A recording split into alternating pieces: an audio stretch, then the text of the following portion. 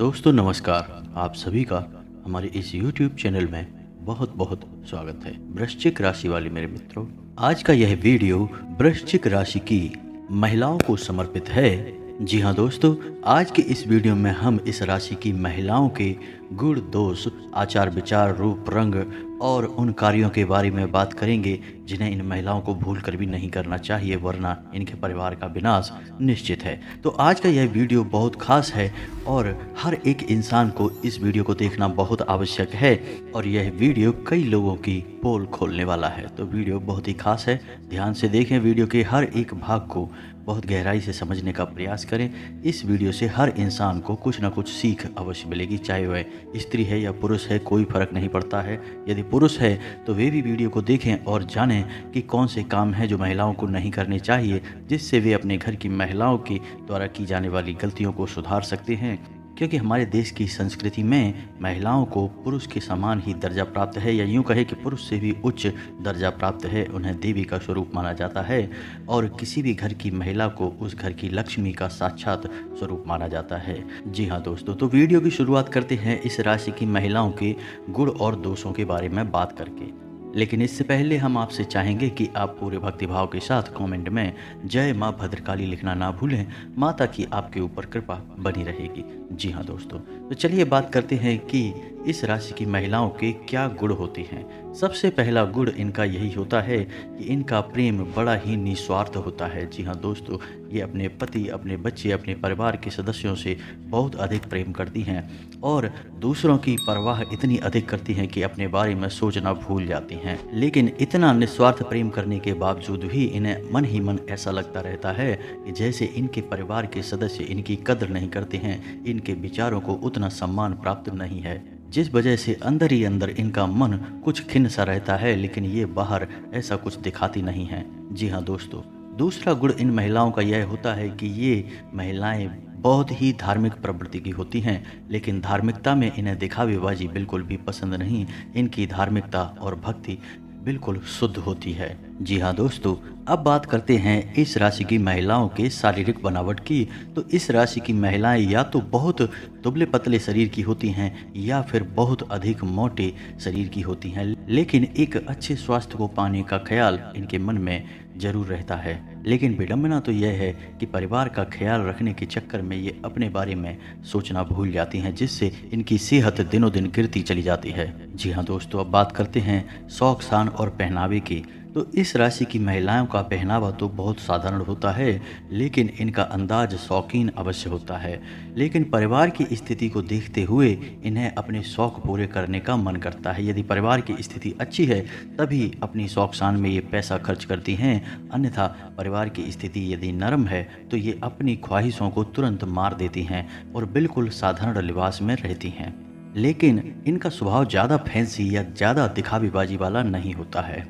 जी हाँ दोस्तों, स्वभाव की बात करें तो इस राशि की महिलाओं का स्वभाव बड़ा ही हंसमुख होता है, मजाकिया अंदाज रहता है, लेकिन परिस्थिति की गंभीरता को इस राशि की महिलाएं अच्छी तरह से जानती हैं, तो उसी के अनुरूप बर्ताव भी करती हैं, जिससे इन्हें सम्मान प्राप्त होता है। जी हाँ दोस्तों, कभी कभार ऐसा होता है कि इस राशि की महिलाओं का झगड़ा दूसरों से हो जाता है, लेकिन ये लोग अपने मन में किसी के लिए बैर नहीं पालते हैं। जी हाँ दोस्तों, जो लोग इनके साथ बुरा भी कर जाते हैं उनके लिए भी इनके मन में बैर नहीं होता है, ये उन्हें कुछ समय के बाद माफ़ कर देती हैं। जी हाँ दोस्तों, तो ये तो इनके स्वभाव की अच्छी अच्छी बातें थीं, लेकिन ऐसा नहीं है दोस्तों कि सब कुछ अच्छा ही होता है।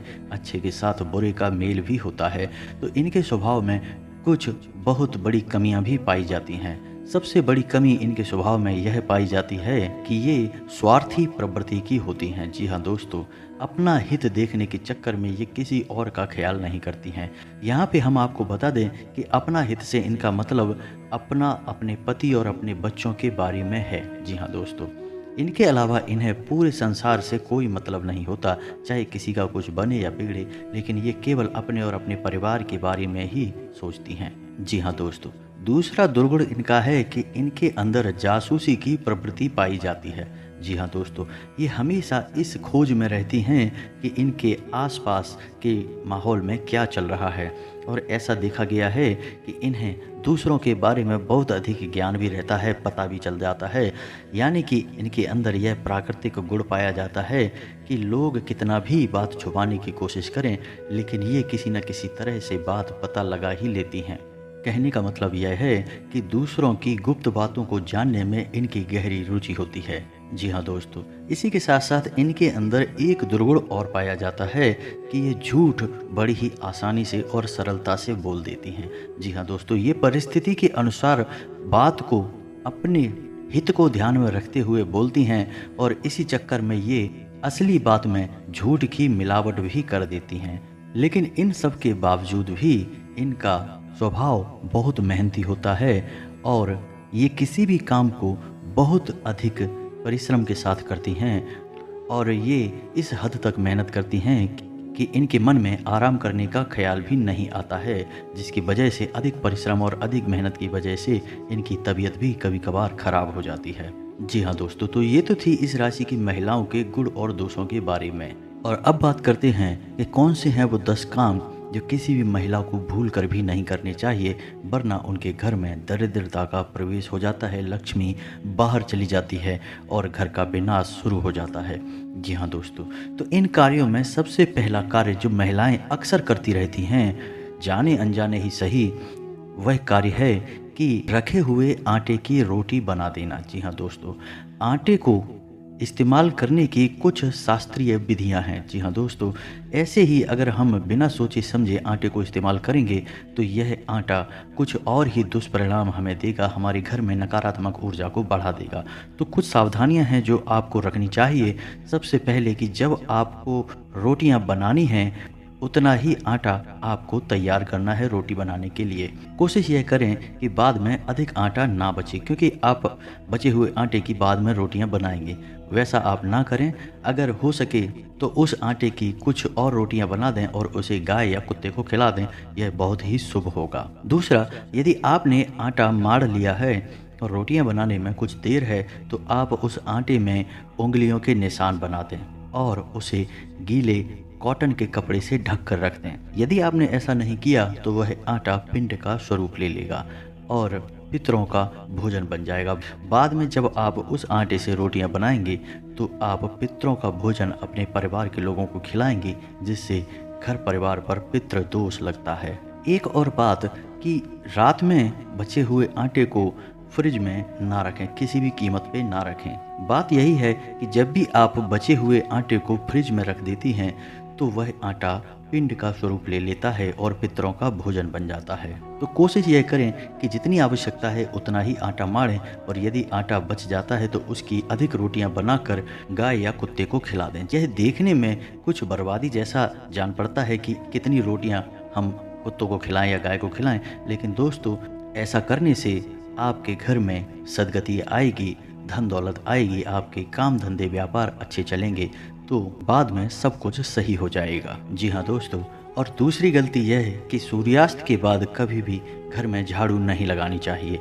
जी हाँ दोस्तों, यदि आपने झाड़ू लगाई भी है तो घर के कचरे को सूर्यास्त के बाद घर से बाहर बिल्कुल भी ना निकालें, उसे किसी कोने में इकट्ठा करके रखें। दूसरे दिन जब सूर्योदय हो जाए उसके बाद उसे घर से बाहर निकालें, अन्यथा आपके घर की लक्ष्मी बाहर चली जाती है। जी हाँ दोस्तों, तीसरी गलती यह है कि रात्रि के समय कभी भी कपड़े नहीं धोने चाहिए, और यदि आपने कपड़े धुल भी दिए हैं तो उन्हें बाहर सूखने के लिए हरगिज ना डालें, वरना आपकी कुंडली में चंद्र दोष उत्पन्न हो जाता है।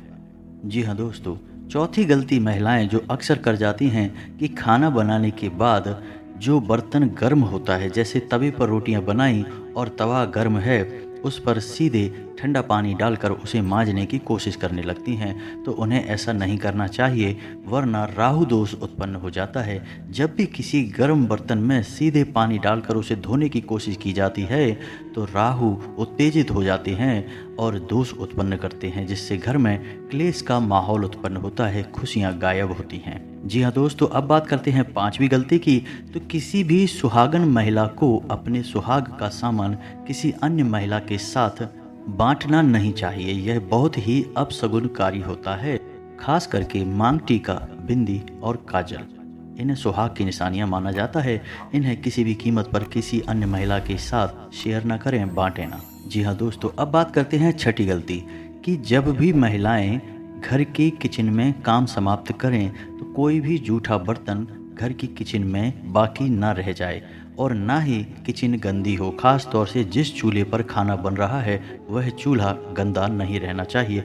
रात्रि को सोते समय घर की किचन बिल्कुल साफ़ सुथरी होनी चाहिए और यही नियम घर के हर एक कमरे का भी होना चाहिए। खास तौर से जिस कमरे में आप शयन करते हैं यानी आपका बेडरूम, वहाँ पर भी कोई भी जूठा बर्तन रात्रि के समय नहीं होना चाहिए। इससे आपका मंगल खराब होता है और घर के लोगों की मानसिकता दूषित होती है और क्लेश का माहौल उत्पन्न होता है और परिवार के लोगों में आपसी प्रेम कम हो जाता है। अब बात करते हैं सातवीं गलती की। जी हाँ दोस्तों, यदि कोई महिला अपने घर में तुलसी का पूजन नहीं करती है, तुलसी का पौधा तो हर घर में होता ही है और इसे सकारात्मकता का प्रतीक माना जाता है और तुलसी को विष्णु प्रिया भी कहा जाता है।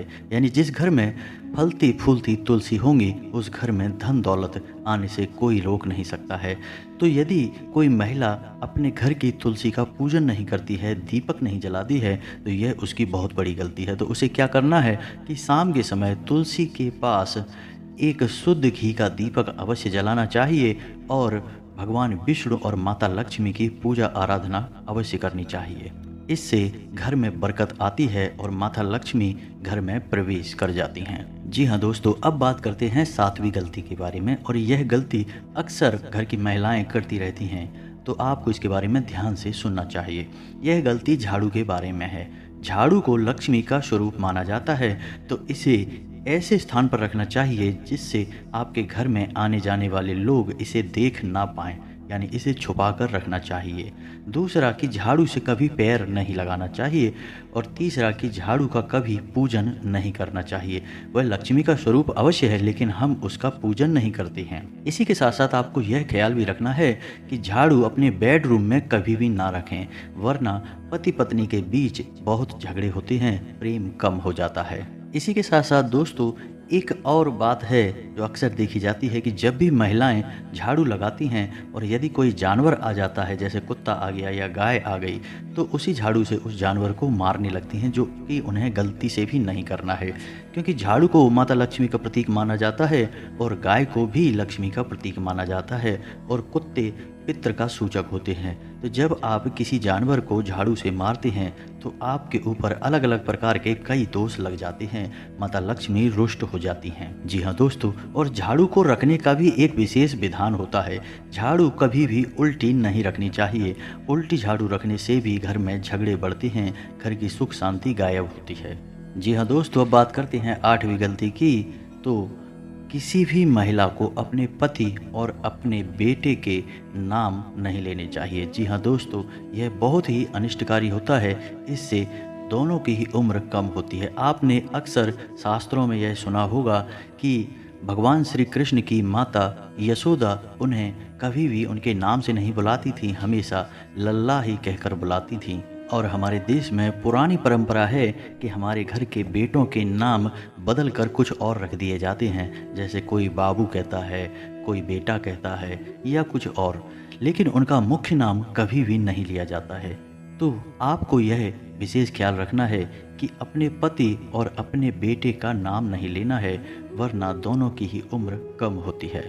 जी हाँ दोस्तों, अब बात करते हैं 9वीं गलती की कि किसी भी महिला को दक्षिण दिशा की ओर मुख करके भोजन नहीं बनाना चाहिए। यह बहुत ही अनिष्टकारी होता है क्योंकि दक्षिण दिशा में यम का वास होता है। तो जब भी कोई महिला दक्षिण दिशा की ओर मुख करके भोजन बनाती है तो उसका स्वयं का तो स्वास्थ्य हमेशा खराब रहता ही है। जो इंसान उस भोजन को खाएगा उसका भी स्वास्थ्य लगातार खराब बना रहेगा और उसकी उम्र कम हो जाएगी। जी हाँ दोस्तों, अब बात करते हैं 10वीं गलती जो स्त्री और पुरुष सभी पर बराबर लागू होती है। यह सब के लिए एक समान है। तो अक्सर ऐसा देखा जाता है कि लोग नहाकर आते हैं और बालों में तेल लगाते हैं, कंघी करते हैं, उसके बाद पूजा पाठ करने बैठते हैं। तो दोस्तों आपको यह ख्याल रखना होगा कि जब भी आप बालों में तेल लगा लेते हैं तो आप फिर से मलिन हो जाते हैं, यानी आध्यात्मिक दृष्टि से दूषित हो जाते हैं, क्योंकि तेल को शनि का सूचक माना गया है। और जब आप बालों में तेल लगाकर पूजा करते हैं तो आपके ऊपर शनि दोष लगता है और आप शारीरिक दृष्टि से भी मलिन माने जाते हैं। तो आपको करना यह है कि जब आप नहा कर आएँ तो पहले अपनी पूजा समाप्त करें, उसके बाद बालों में तेल लगाएं। या आपको तेल लगाना ही है तो आप नहाने से पहले अपने बालों में तेल लगा लें, उसके बाद स्नान कर लें, उसके बाद अपने बालों में कंघी कर लें, फिर पूजा करें। जी हाँ दोस्तों, आपने अक्सर ऐसा देखा होगा कि पुराने समय में जब महिलाएं व्रत वगैरह रहती थीं तो अपने बालों में तेल नहीं लगाती थीं, किसी पूजा पाठ के कार्यक्रम में शामिल होती थीं तो बालों में तेल नहीं लगाती थीं। लेकिन अब नियम बदल चुके हैं, इसी वजह से लोगों के घरों में कई समस्याएं भी हैं और समस्याएं दूर भी नहीं हो रही हैं, क्योंकि उपाय आप कितने ही बड़े बड़े क्यों ना करते चले जाएं, लेकिन आप अपने आसपास के परिवेश को नहीं सुधारेंगे, अपनी गलतियों को नहीं सुधारेंगे, तब तक उपाय फलीभूत नहीं होंगे, आपको कोई लाभ नहीं दे पाएंगे। जी हाँ दोस्तों, तो उम्मीद है कि वीडियो में बताई गई जानकारी आपको पसंद आई होगी और आप इस जानकारी के माध्यम से यह भी जान सकते हैं कि आपके घर की महिलाएं और या फिर स्वयं महिलाएं ही इस वीडियो को देख रही हैं तो वो खुद भी जान सकती हैं कि वे कौन सी गलतियों को दोहराती चली आ रही हैं। धीरे धीरे आप अपनी गलतियों को सुधारें, आपके जीवन में निश्चित ही परिवर्तन आएंगे। कुछ और बातें हैं जो आपको हम बताना चाहेंगे मित्रों, कि आपको अपने घर में शमी का और आंवले का पौधा भी अवश्य ही रोपित करना चाहिए। उसे उत्तर दिशा में रोपित करें, इससे भी आपके घर में माता लक्ष्मी का प्रवेश होगा और आपकी सारी बाधाएं कट जाएंगी। जैसा कि हम आपको बता चुके हैं कि घर में तुलसी का पौधा अनिवार्य है, वैसे ही ये 2 पौधे भी आपके घर में निश्चित ही होने चाहिए, इससे आपकी बड़ी से बड़ी बाधाएं कट जाएंगी। तो उम्मीद है कि वीडियो में दी गई जानकारी आपको पसंद आई होगी। कमेंट में पूरे भक्तिभाव के साथ जय माँ भद्रकाली लिखें। जिनके साथ है माता भद्रकाली, उनका कोई बाल भी बांका नहीं कर सकता है। दोस्तों यदि चैनल पर पहली बार आए हैं तो सब्सक्राइब करना ना भूलें, वीडियो को लाइक व शेयर भी करें, और यदि आपके मन में कोई सवाल है तो कमेंट करें, हम आपके हर एक सवाल का जवाब देने की पूरी कोशिश करेंगे। मिलते हैं अगले ज्ञानवर्धक वीडियो में, तब तक के लिए धन्यवाद।